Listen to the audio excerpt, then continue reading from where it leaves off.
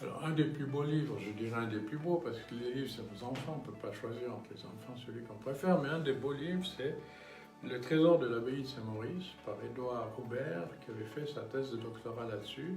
C'était une partie qui est le texte, et l'autre partie sont des planches, en couleur et en noir et blanc. C'est un livre rare, c'est le plus beau livre sur l'abbaye de Saint-Maurice.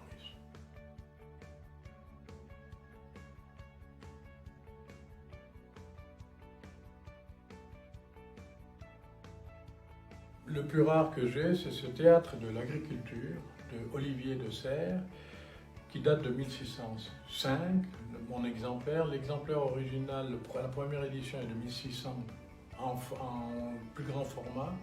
C'est le premier livre qui existe en français, écrit en français sur l'agriculture, par un ancien ministre du roi qui s'est retiré à la campagne et qui a fait des expériences sur l'agriculture.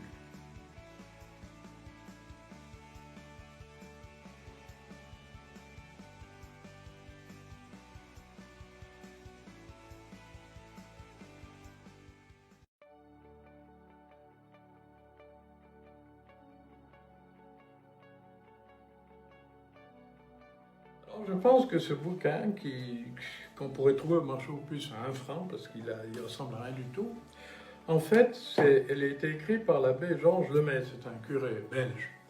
Et il a mis une hypothèse qu'on appelle aujourd'hui le Big Bang, mais ça s'appelait à l'époque, il a fait des conférences sur l'hypothèse de l'atome primitif. Il a été ridiculisé par Einstein, par Hoyle, par un tas de monde, et sa théorie est devenue réaliste. 20 ans après, on a découvert qu'il avait raison, et la théorie du Big Bang est née.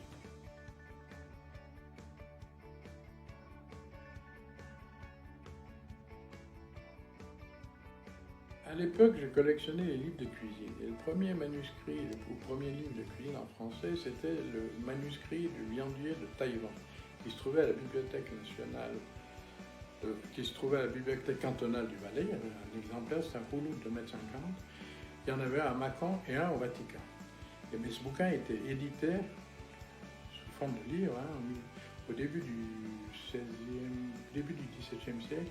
Et ça, je ne l'ai malheureusement jamais eu. J'aurais bien voulu l'avoir, mais je ne l'ai toujours pas. Je ne sais pas si c'est la plus incroyable, mais c'est celle qui m'a fait le plus chaud au cœur. Il y a 40 ans, avant de l'acheter, je l'avais vue.